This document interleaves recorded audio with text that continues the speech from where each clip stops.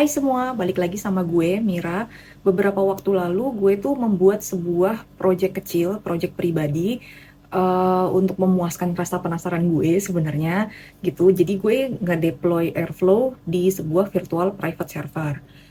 Nah, di situ juga gue menggunakan Docker dan tadinya gue pengen langsung membuat video tentang project ini. Tapi gue merasa sepertinya sebelum sampai di situ ada baiknya untuk memahami dulu perihal containerization ini. Oh ya, sebelumnya gue mohon maaf kalau misalnya nanti ada suara background-background aneh kayak orang motong keramik gitu karena di sekitaran rumah gue kayaknya lagi ada yang ngebangun rumah. Jadi mohon dimaklumi. Oke, kita balik lagi ke topik. Apa sih Docker itu? Kenapa orang-orang banyak membicarakan itu?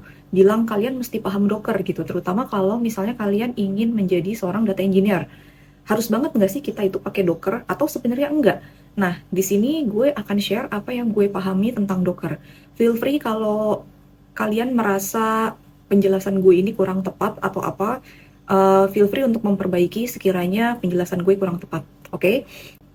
Back in the days ketika gue kuliah, gue itu anaknya suka ngoprek. Ngoprek di sini itu maksudnya ngoprekin OS, nginstall berbagai OS di dalam satu komputer, terus mainan Linux, nginstallin server, pokoknya kayak gitu-gitu deh. Karena gue dulu tuh tidak jago ngoding ya, jadi gue berpikir kalau gue nggak bisa ngoding, setidaknya gue lebih berguna di hal-hal lainnya gitu ya. Jadi gue melakukan hal-hal itu, mempelajari ya sesuatu yang kayak orang tuh kadang males gitu untuk mempelajarinya, mainin OS kayak ngapain gitu kan, gabut banget, mending pacaran gitu kan. Nah, dulu laptop gue itu Windows. Kalau gue pengen install Linux di laptop gue, itu dulu pilihannya ada dua. Yang pertama itu adalah dengan cara dual booting, jadi kayak lu nginstall OS, terus nanti pas startup itu lu bisa milih apakah lu pengen pakai Linux atau lu pengen pakai Windows gitu. Nah, yang kedua itu adalah menggunakan virtual machine.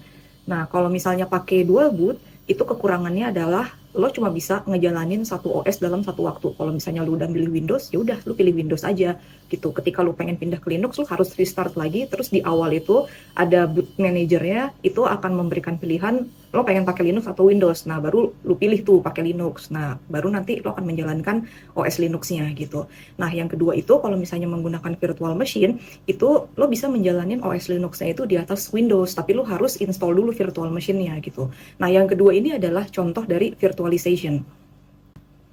Virtual machine itu adalah sebuah emulation of a computer system gitu. Jadi itu adalah kayak macam emulator itu kalau misalnya lu main game atau apa ya emulator tapi ini buat OS gitu ya. Nah, jadi misalkan lu orang tuh punya hardware. Jadi ada host OS-nya gitu. Nah, terus ada sebuah virtualizer yang dia itu akan mengatur interaksi antara guest OS dengan hostnya dari segi resource dan lain-lain. Tapi ketika lu menggunakan virtual machine, lu tuh harus mengalokasikan sebagian dari resource host lo. Jadi kayak misalkan kalau misalnya lu punya 50 GB storage gitu, lo harus mengalokasikan kayak mungkin 10 GB atau terserah lu sih sebenarnya bisa ngatur berapa untuk OS guest itu. Istilahnya kalau misalnya OS-nya itu numpang di atas host itu istilahnya adalah guest OS gitu. Lo harus mengalokasikan itu semua secara manual. Jadi kayak lo alokasiin dari segi storage-nya, dari segi RAM-nya lo mau pakai berapa, kayak gitu-gitu. Dan itu tuh ada konfigurasi yang harus di setting gitu. Dan konfigurasinya itu ada banyak. Kalian juga mesti menginstall OS itu secara manual gitu. Mesti punya apa installer OS-nya dan harus configuring networknya dan itu kadang-kadang kayak sulit gitu kalau misalnya kalian tidak pernah melakukan hal itu gitu ya. Tapi berhubung zaman dulu gue kerjaan yang ngoprekin kayak gituan ya udahlah jadinya gue lumayan familiar dengan hal itu gitu. Dan apa namanya kalian juga harus menginstall kalau misalnya kalian install sebuah aplikasi gitu aplikasi A dan dia itu punya dependensi C D E F G. Nah kalian tuh mesti install satu-satu juga dependensinya. Kadang kalau misalnya kalian cuman install yang A doang nanti akan timbul error katanya mesti install B C D E. Nah kayak gitu itu kan sebenarnya agak merepotkan ya. Terus nih, semisal lo juga butuh menjalani sesuatu, kayak misalkan codingan atau apa gitu di Linux, tapi lo cuman punya apa namanya laptopnya Mac Windows atau MacBook gitu, ya lo mesti lakukan ini mau nggak mau gitu. Kalau misalnya nggak pakai VM, ya lo dual boot atau lo menggunakan komputer yang emang OS-nya itu udah Linux atau pakai komputer MacBook atau apa gitu ya. Nah, udah gitu nih guys, belum tentu codingan atau apapun yang lo buat di Windows itu ketika dijalanin di guest OS ini, atau dijalanin di Linux atau di apapun itu jalan dengan baik gitu. Dan juga sebaliknya. Jadi emang hidup tuh susah banget gitu pada masa itu untuk hal-hal seperti ini gitu ya. Nah, ini adalah ilustrasi apa yang mungkin terjadi gitu ya. Misalkan lo itu menggunakan virtual machine A gitu, OS-nya tuh Ubuntu. Terus habis itu lo punya sebuah codingan atau apa, lo push lah ke repository dan lain-lain. Habis itu temen lo nih ceritanya, itu dia ngejalanin virtual machine B gitu. Atau mungkin bukan temen lo deh, atau mungkin server gitu. Itu ternyata dia OS-nya FreeBSD misalkan. FreeBSD itu by the way, dia itu Unix-like OS gitu ya. Kalau kalian belum pernah dengar dan belum tahu. Nah, terus habis itu kalian pull lah ke situ. Pas kalian install aplikasinya dan dependensinya dan lain-lain, jalan nih gitu. Nah, terus habis itu ada orang lain yang dia itu nge-pull kode yang sama di Windows gitu, dan ketika misalkan menginstall aplikasi dan dependensi yang ada sesuai dengan ketentuannya, ternyata error gitu. Dan ya membingungkan aja, kayak kalian harus ngedebug ini errornya tuh salahnya di mana, apakah di konfigurasinya, apakah di codingannya gitu kan. Itu kan makan waktu yang sangat lama ya, dan sangat merepotkan gitu. Nah, containerization teknologi ini hadir untuk menyelesaikan sebagian masalah yang sering dihadapi, yaitu ketidakkompatibelan aplikasi ketika dijalanin di environment yang berbeda. Dengan tambahan gimana caranya supaya lo tuh nggak perlu susah-susah menginstall VM dan OS-nya gitu ya. Kalau misalnya tadi dari penjelasan gue, kalau misalnya lo pakai virtual machine kan lo mesti install OS ya segala macam. Nah, dengan teknologi containerization ini, itu lo tidak perlu melakukan semua itu. Oke, nah tapi bukan berarti VM itu nggak dibutuhin lagi. Nanti kita bahas ya setelah ini. Docker itu adalah salah satu containerization software. Dengan adanya Docker ini, lo tuh cuma perlu menginstall Docker Engine tanpa harus susah-susah menginstall OS yang kompatibel untuk menjalankan aplikasi atau codingan yang lo ambil dari tempat lain, yang mungkin aja dibuat di environment yang berbeda. Bahkan lo tuh bisa ngejalanin Docker on the top of VM gitu ya. Nah, kalau misalnya diilustrasikan perbedaannya itu kira-kira kayak gini. Kalau tadi VM itu berbagi resource sama host OS, kalau Docker itu basically engine-nya itu running di atas host OS itu sendiri. Hasilnya ketika semua mesin-mesin barusan itu pakai Docker, dependensiesnya itu udah diatur supaya kompatibel satu sama lain, nggak peduli lo tuh lagi pakai OS yang mana gitu, sehingga tadi aplikasi lo bisa jalan dimanapun berada. Nah, ketika menggunakan containerization, akhirnya yang tadi itu ketika semuanya menggunakan Docker, ya udah masing-masing mesin itu tinggal narik aja konfigurasi Dockernya. Nanti kita jelaskan juga seperti apa gitu ya, dan tinggal di pull aja kodenya, ya udah terus abis itu kalian jalanin Docker image-nya atau Docker Compose-nya atau apa gitu. Dan ya udah akhirnya codingan kalian ya bisa jalan dengan baik tanpa kalian itu harus menginstall OS tambahan on the top of OS yang dimiliki oleh mesinnya kalian. Seperti itu. Nah, ini tuh sebenarnya bermanfaat, especially kalau misalnya kalian itu ingin membangun CI/CD ya, dimana orang tuh kadang pakai laptop atau pakai komputer OS-nya tuh bisa beda-beda sama server gitu ya.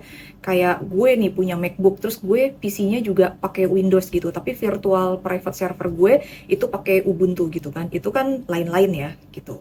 Jadinya dan gue juga kerjanya nomaden, bisa di rumah, bisa di apartemen gue, atau bisa dimanapun. Jadi kayak OS yang gue pakai tuh tergantung sih sebenarnya dari dimana gue berada, dan ya tergantung aja pada saat itu gue lagi adanya tuh apa gitu. Nah, itu sebenarnya pakai Docker ini sangat bermanfaat untuk kasus-kasus seperti itu. Jadi ketika misalkan gue bikin script Airflow-nya di Windows atau di MacBook gitu, pakai OS X gitu, terus habis itu gue push dan gue jalanin ke server, ya relatively tidak ada masalah sih, seperti itu. Ketika kita menggunakan Docker, ada beberapa istilah yang mesti kita pahami dulu. Di antaranya adalah container, Docker image, dan Docker Compose. Docker image itu adalah sebuah executable package, snapshot dari sebuah aplikasi beserta dengan environment-nya gitu, yang dia itu ketika dijalankan akan menghasilkan sebuah kontainer. Bayangkan Docker image ini adalah sebuah denah bangunan, rumah, apartemen, atau apapun, dan ketika denah itu dibangun, itu akan menjadi sebuah bangunan utuh. Nah, bangunan utuhnya ini adalah kontainernya yang dibangun sesuai dengan denah tadi. Jadi kayak kalau Docker image itu blueprint gitu, tampak atas, tampak depan, dan lain sebagainya. Kontainer itu adalah bangunan utuh yang dibangun sesuai dengan denahnya. Nah, kemudian lo bisa mendapatkan denah atau Docker image ini dengan cara mendownload dari repository kayak Docker Hub dan lain sebagainya, dan ada juga banyak versi yang bisa digunakan gitu. Nanti kita akan sama-sama go through dan gue bisa menunjukkan seperti apa gitu. Sementara itu, Docker Compose adalah sebuah file konfigurasi yang digunakan untuk menjalankan multiple container sekaligus. Gitu. Kalau misalnya tadi Docker image itu bayangannya adalah sebuah blueprint, sebuah denah dari bangunan gitu ya. Kalau misalnya Docker Compose itu seperti desain plan kompleks perumahan atau apartemen. Kompleks perumahan itu kan di dalamnya ada banyak rumah ya gitu. Dan bisa ada sport center, ada sekolahan, ada kolam renang, toko Indomaret, dan lain-lain. Nah, ketika dibangun, ada banyak bangunan yang dibuat gitu. Jadi ketika Docker Compose ini dijalankan, dia itu akan mendownload image-image yang sudah di-define di dalam file konfigurasi tersebut, sehingga kalian itu tidak perlu mendownload dan menjalankan itu satu persatu gitu. Jadi ya sama aja kayak kalian itu seorang ahli planologi gitu yang membangun tata kota, bangunan atau kompleks perumahan, arsitek yang membangun perumahan gitu. Nah, itu Docker Compose itu adalah plan design-nya. Seperti itu. Jadi gambarannya itu adalah seperti ini. Jadi kalau misalnya Docker image itu kalian cuman kayak ngebangun satu kontainer aja gitu, satu aplikasi. Sementara Docker Compose itu bisa sekali jalanin langsung nge-download semuanya dan ngejalanin semuanya. Gitu. Soalnya kalau misalnya download satu-satu, jadi kadang-kadang aplikasi itu kalau misalnya kita jalanin gitu, kayak contohnya Airflow aja, kita nggak bisa gitu, cuman ngedownload Airflow-nya doang, karena dia itu butuh kayak Airflow web server, terus ada Postgre, Redis, dan lain-lain gitu. Nah, kalau misalnya kalian mesti nyariin satu-satu, itu kan repot ya gitu. Jadi lebih baik udah di spesifikasi ini yang diperluin tuh apa. Macam kalau di Python tuh kayak requirement.txt gitu, tapi ini buat Docker gitu ya. Dan sebenarnya kalau misalnya kalian ingin mendownload Airflow, itu official website-nya Airflow itu sudah menyediakan Docker Compose yang bisa kalian gunakan. Nah, tadi tuh kan gue sempat bilang ya, ketika ada Docker, bukan berarti VM itu nggak dibutuhkan lagi gitu. Jadi ini tuh bukan teknologi yang menggantikan VM, kalau menurut gue ya. Nah, ketika kita menggunakan VPS gitu, Virtual Private Server, sebenarnya itu adalah salah satu jenis VM, tapi nggak semua virtual machine itu adalah VPS gitu. VPS itu juga menggunakan virtualization teknologi untuk ngebagi server fisik jadi banyak server-server yang bisa diakses oleh banyak orang gitu. Kita ngeliatnya itu kayak server virtual biasa yang bisa kita SSH, yang bisa kita akses secara remote gitu. Tapi sebenarnya ya physically bisa jadi kita sharing sama orang lain. Dan kita juga bisa tetap menginstall Docker di atas VPS kita. Sama mungkin ini adalah informasi tambahan bahwa sebenarnya sekarang itu kan udah ada VM, udah ada cloud VM dan lain-lain ya gitu. Jadi kalian udah nggak perlu lagi sebenarnya melakukan hal-hal yang gue sebutkan sebelumnya ketika gue membahas virtualization kayak install image OS-nya dan lain-lain. Itu kalau di cloud sebenarnya kalian udah nggak perlu melakukan hal itu lagi gitu ya. Jadi kalian udah tinggal bisa pilih aja ini RAM-nya mau sekian, terus habis itu storage-nya mau sekian, OS-nya mau milih apa, CentOS, Ubuntu, Fedora, ya apapun lah itu kalian udah tinggal pilih, nanti mereka akan generate sendiri gitu ya. Jadi gue menjelaskan yang tadi itu supaya kalian bisa mendapatkan gambaran kayak zaman dulu itu seperti apa sih, terus zaman sekarang itu seperti apa sih, dan Docker itu posisinya tuh ada di mana gitu. Jadi semoga dengan ini kalian bisa lebih memahami dasarnya dulu kenapa Docker ini dibutuhkan. Dan kenapa Docker ini bisa jadi sangat bermanfaat. Apakah kalian membutuhkan Docker saja atau kalian membutuhkan virtual machine, itu sebenarnya tergantung lagi sama kebutuhan kalian gitu. Karena kadang-kadang kan kalian memerlukan kayak sebuah environment yang terisolasi gitu. Nah, kalau misalnya kayak gitu, mungkin lebih baik kalian menggunakan virtual environment. Nah, kalau misalnya kalian tidak masalah dengan nginstallin satu-satu atau pengen melakukan customisasi gitu, ya terserah kalian gitu. Tapi Docker ini ada untuk menyelesaikan sebagian besar masalah yang bisa mungkin terjadi jika kalian nginstall aplikasi dan dependensiesnya satu-satu. Seperti itu. Nah, sekarang gue akan menunjukkan bagaimana cara menginstall Docker di Windows. Jadi, pertama-tama yang harus kalian lakukan itu adalah menginstall Docker engine-nya. Gitu, kalian bisa ke website officialnya Docker, terus kalian download Docker Desktop for Windows. Kebetulan gue udah nginstall, jadi gue udah nggak perlu nginstall lagi gitu. Nah, setelah itu kita buka file downloadernya, terus kita coba install aja. Nah, ini ketika nginstall itu akan makan waktu lumayan lama gitu ya. Jadi ya kalian bersabar aja, sebenarnya nggak lama-lama banget sih, cuman ya sekitar 2-3 menit gitu untuk instalasi ini sampai dia selesai. Nah, mungkin ini gue percepat aja instalasinya biar tidak terlalu lama gitu ya. Nah, oke. Sekarang instalasinya udah selesai. Terus kita coba buka. Nah, kalian akan menemukan error ini gitu. Windows Hypervisor is not present. Tadi kita udah bahas tentang hypervisor. Nah, sekarang kita coba lihat apakah udah dinyalakan atau belum. Nah, di turn feature on and off ini ada Hyper-V. Nah, di sini kita udah lihat bahwa udah dinyalakan semua ya, dan Windows Subsystem for Linux-nya juga udah ada. Nah, ini udah sesuai sih sebenarnya sama yang ada di System Requirements. Tapi kayaknya ada sesuatu yang belum dinyalakan nih. Kayaknya enable hardware virtualization in BIOS. Nah, kita harus melakukan ini dulu. Jadi kalau misalnya kalian mengalami error seperti tadi, padahal hypervisor kalian udah nyala gitu ya, di settingan kontrol panel kalian, nah itu ada step tambahan kalau di Windows yang harus dilakukan. Nah, kita coba restart dulu komputernya. Nah, cara masuk ke setup BIOS itu adalah kalian ketika reset, sebelum masuk ke Windows-nya itu harus klik dulu buat boot settingnya. Terus habis itu kalian kalau di tempat gue enter setup, terus habis itu ke advanced CPU setting. Nah, di situ ada SPM mode. Nah, kalau misalnya masih disable, itu harus di enable dulu gitu. Jadi ini adalah BIOS settingnya. Kalau udah habis itu di save dan exit, terus biasanya kita harus restart lagi. Setelah kita nyalain virtualizer dari BIOS dan udah selesai restart, kalian itu bisa membuka kembali Dockernya. Nah, sekarang errornya itu sudah tidak ada. Kalian bisa cari Docker image yang kalian butuhkan, yang pengen kalian pakai, terus tinggal download dan jalanin aja. Tapi di sini gue tidak akan mendownload single image ya. Gue akan menginstall Airflow dari Docker Compose. Nah, di sini gue sudah punya sebuah repository Airflow yang gue bikin di environment lain, yang udah running di server gue gitu, dan semua image dan config yang gue butuhin untuk menjalankan Airflow ini sudah ada di dalam Docker Compose ini. Oke, sekarang gue akan clone repository ini ke lokal komputer gue.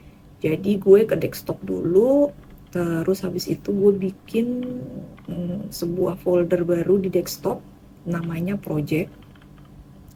Terus kita masuk ke project, isinya masih kosong, dan kita inisialisasi folder ini sebagai git folder ya. Oke, terus habis itu kita copy URL git repo-nya, dan kita clone ke project.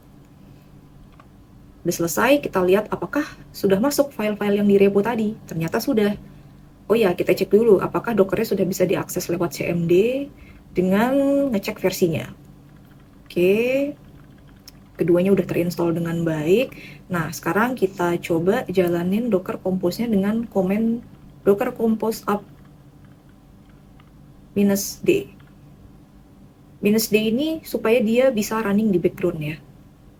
Tuh, ada error. Oh ya, kita salah folder guys. Kita harus masuk dulu ke Airflow server dulu. Terus kita jalanin lagi. Nah, ini baru jalan. Jadi kita tunggu aja.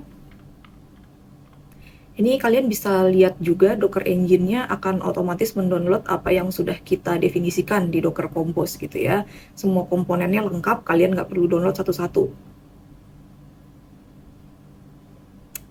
Oke, kalau misalnya sudah selesai, kita jalanin Airflow init-nya dulu, terus kita jalanin web servernya. Oh, ini ada error, katanya port 8080 itu udah dipakai. Ya udah, kalau gitu kita ganti aja, kita buka dulu VS Code. Terus ke file dockercompose.yaml, kita cari bagian port di web server. Kita ganti jadi 8081 ya, karena tadi 8080-nya udah dipakai. Nah, setelah itu kita build ulang dengan konfigurasi yang baru. Terus kita tunggu.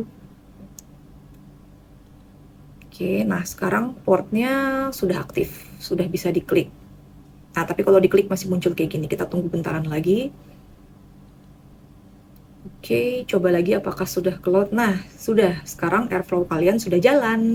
Bisa login dengan default account-nya dulu kalau misalnya baru pertama kali. Terus, udah deh. Menurut gue instalasi di Windows ini agak sedikit lebih repot ya daripada kalau misalnya kalian nginstallnya itu di Linux gitu atau di OS X gitu. Kalau misalnya di Linux itu kalian udah cuman apa ya, nggak perlu ngatur-ngatur hypervisor lagi tuh kayak udah jalan gitu. Cuman di Windows emang ya cara kerja virtualisasinya tuh agak sedikit berbeda gitu. Jadi ya memang ada extra step untuk sampai di titik akhir dimana kalian bisa menggunakan Docker itu dengan baik dan benar gitu ya. Oke, but anyway, ya sudah, segitu saja video gue kali ini. Selamat menjalankan puasa bagi siapapun yang menjalaninya. Semoga kita masih diberikan kekuatan sampai berbuka nanti. Oke, sampai jumpa di video saya selanjutnya. Bye-bye.